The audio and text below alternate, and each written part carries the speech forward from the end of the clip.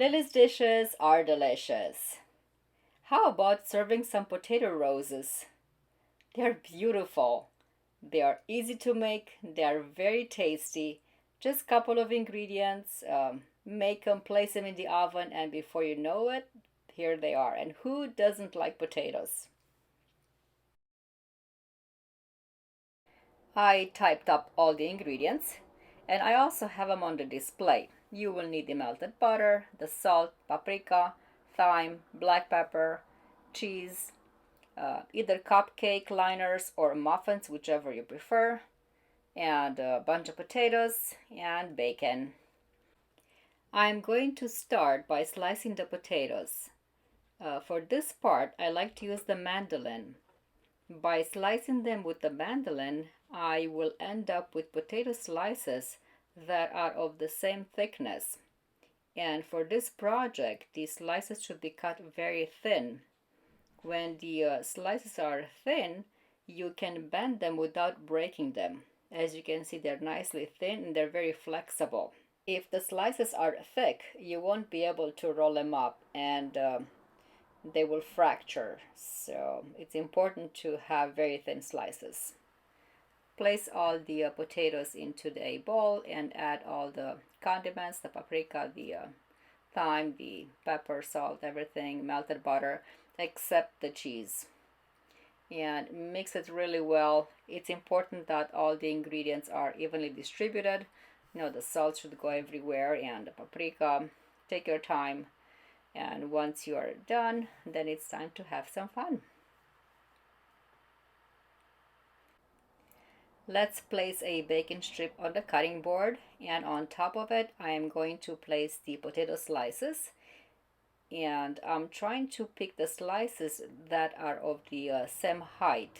This way my rose looks more realistic.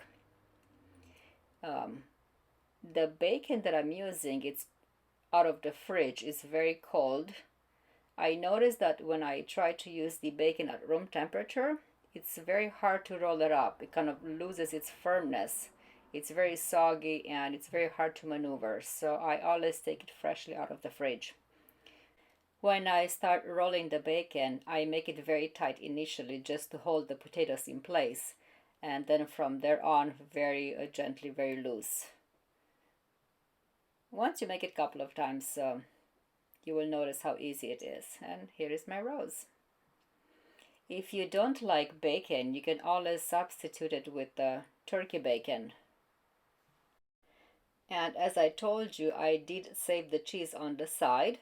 That's because I'm going to make some potato roses with cheese and some without. So the same technique, place the bacon strip on the cutting board, place the potato slices on top of it, and then sprinkle that cheese in the center, and then roll it up just like with the other ones.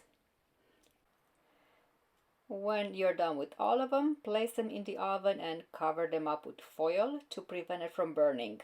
And bake them until they're fully cooked. You can check with a toothpick to make sure that they are done. Then what I do, I remove the foil and I keep them in there for another 10 minutes or so to crisp up the edges of the potatoes. This way they will resemble a rose. So here they are, ready to go in.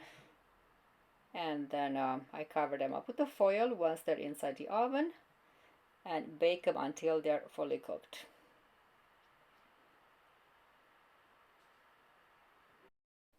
And here they are. They're beautiful, they smell delicious, and I am ready to have one right now. Look at that, they're gorgeous. Hope you enjoyed it, hope you make it, and thanks for watching.